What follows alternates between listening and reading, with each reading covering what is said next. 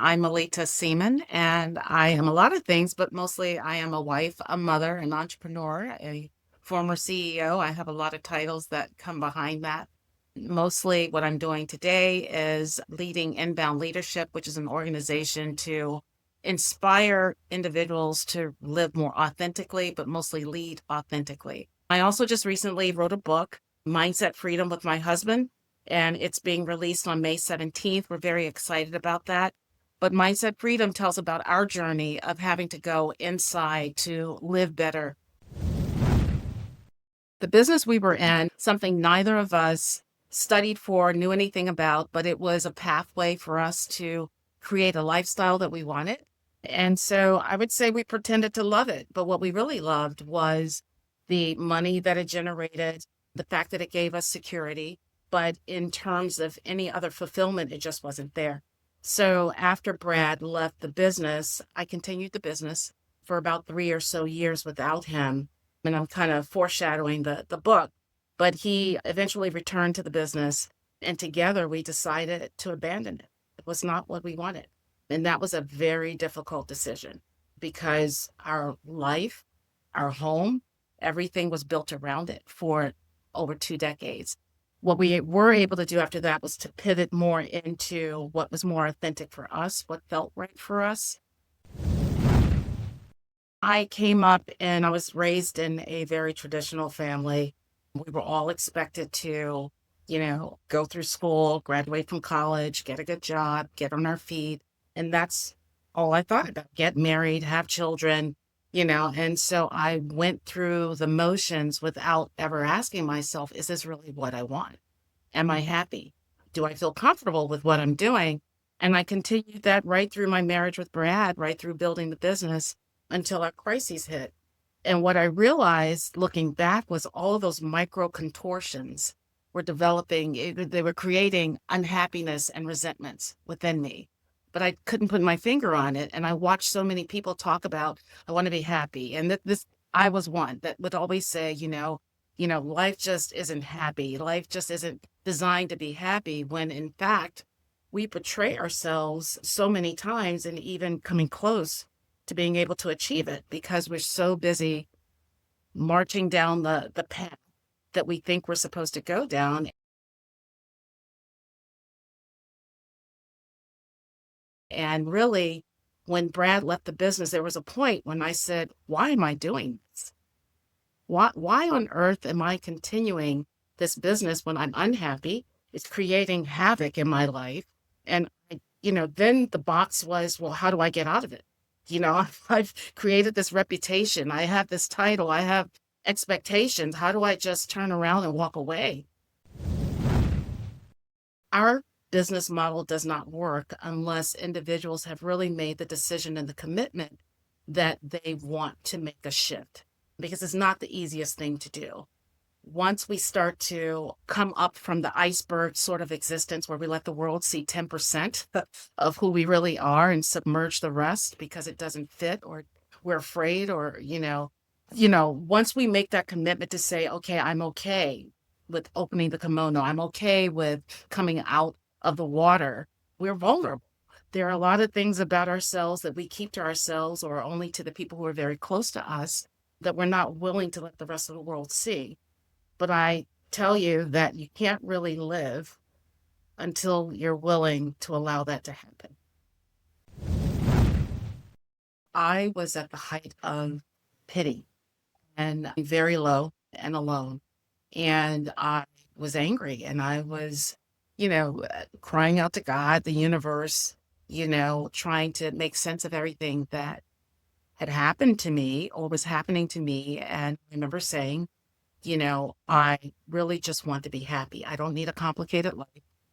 I don't need all the things, the extra things that I have in life. I just want to be happy. That's what I had been broken down to. Like, I want to be happy. And the words that I heard back were proof. And it was an interesting moment. And as I started to journal, because I was a big journaler, I started to write down what was going on with me. And the prove it became from pain to presence, from resistance to release, from obstacles to observation, from victimhood to valor, from ego imbalance to ego consciousness, from from insecurity to inner peace, and from tip of the iceberg to top of the mountain. And it really created the chapters for the book. And that is the process I had to go through to get to the level of contentment that I'm happy that I reached. And for all of your listeners, what I found is with the people that I work with and everyone I speak to, Prove It is a methodology that can help you no matter where you are in life. Because when we make the choice to really look at ourselves and to love ourselves and to go inside of ourselves, to listen specifically to the voice that we typically push out, the one that is telling us softly, not the loud chatter, the one that's panicky and worried, but the one that's calm, the one that's loving, the one that nudges us. When we're willing to go in and really listen and pay attention to that voice, that's where a lot of the answers are. And so we first have to make the commitment to go inside and to block out the external and to give priority to what is going on and what is felt inside. Excavating allows us to come out more authentically and say, this is who I am. I've gotten rid of all of this other stuff, or I've taken a look at all of this other stuff and uncovered what caused me to betray myself, or what caused me to not fully live as myself. And now that I have gotten rid of that, I'm ready to live. I want to live now as myself, authentically as myself. And it's not a perfect science, but it certainly is better than trying to gloss over, go around, work around, and pretend that something is not there. I was on the phone with my oldest son, who has a 2-year-old, soon to be 3, and she's a handful. And so we were talking about her, and he was expressing, his concern, am I parenting her right? And, and I told him that the best thing that he can do for her is to really be present. And it sounds, that doesn't sound very concrete, but what I'm saying to him and what I said to him is, when she's speaking to you, stop and really listen.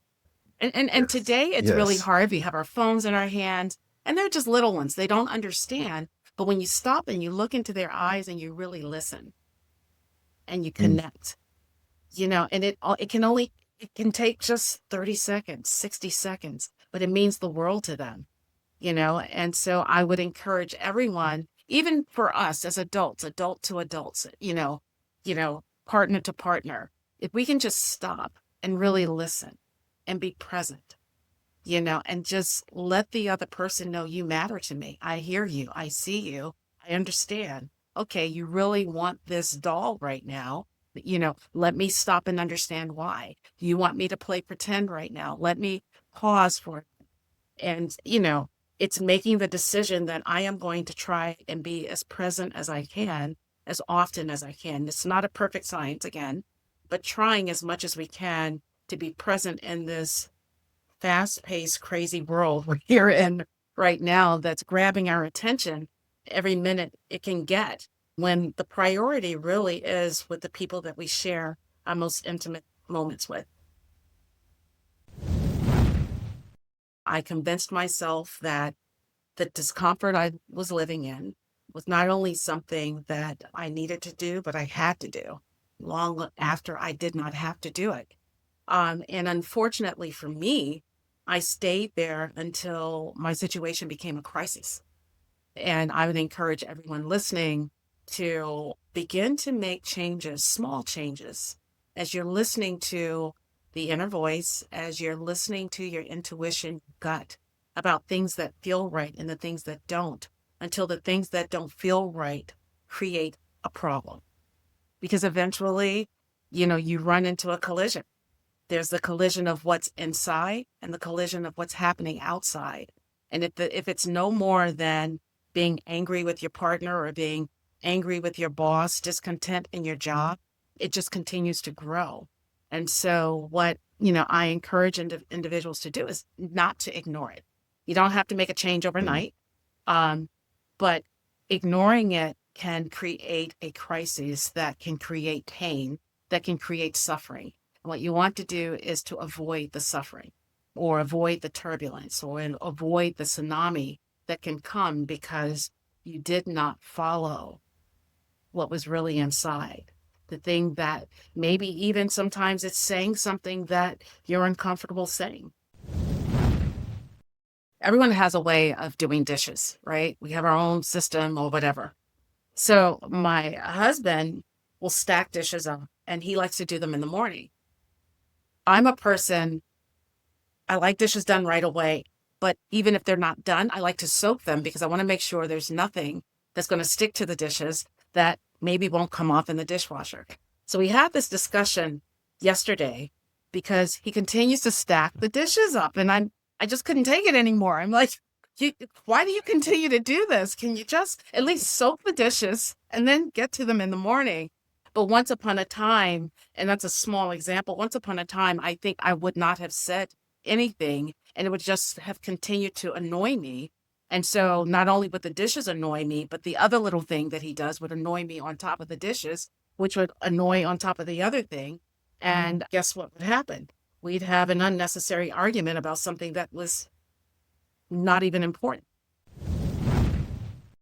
If someone wants to work with you, what would they expect? There are three primary areas that we focus on. One, we're launching a series of retreats, offsite retreats in 2026.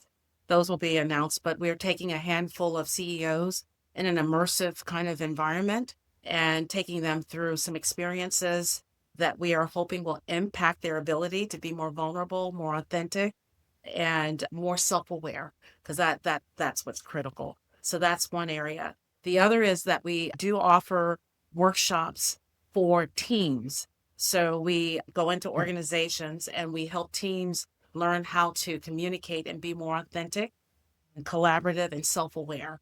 And we do some one-on-one coaching that again really comes down to working with individuals who want to go deep within to excavate, is what I'll say, excavate what's inside, and really willing almost to face whether or not they're in the right seat.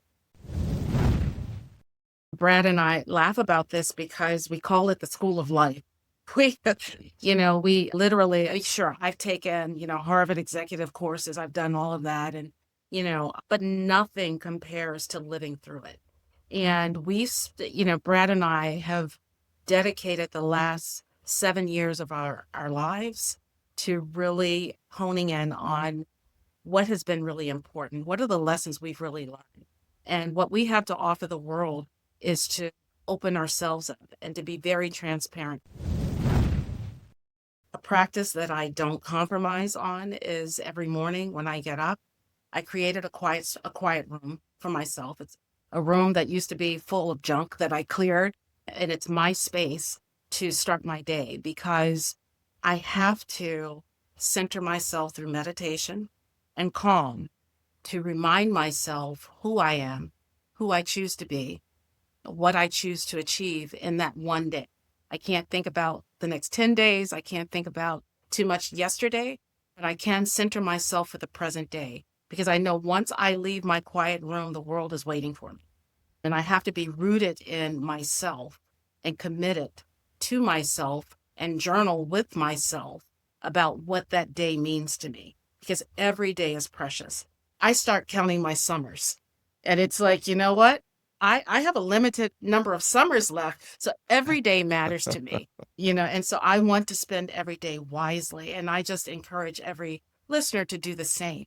And at the end of the day, I find that I am much happier and much more content with how I spent my day. And I know the days I've missed a couple of days, and I tell you, it's a catastrophe because I'm all over the place. Mhm. Everyone has a piece of my mind, everyone has a piece of my soul. But when I start my day centered with a knowing of who I choose to be, I am I'm destined for a good day or a better day. Mindset Freedom was written to encourage and support individuals in finding that place of peace. Life can be very challenging, very demanding, especially in these times, have us kind of split and divided in so many ways. And what we really want, most of us, is really just a sense of peace and belonging. We think often that that's going to come via wealth, it's going to come via certain levels of success, but it comes from the inside. The external can create happy moments, but happiness comes from the inside. That's where it's created, that's where it's interpreted. And so mindset freedom is really designed to help us tap into that well of happiness, that place that we can create from.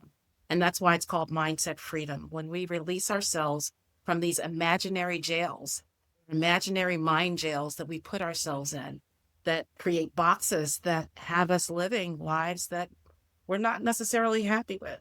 So we're hoping that through the journey, taking our journey with us through the book, that others will be encouraged and supported in finding their own happiness and peace.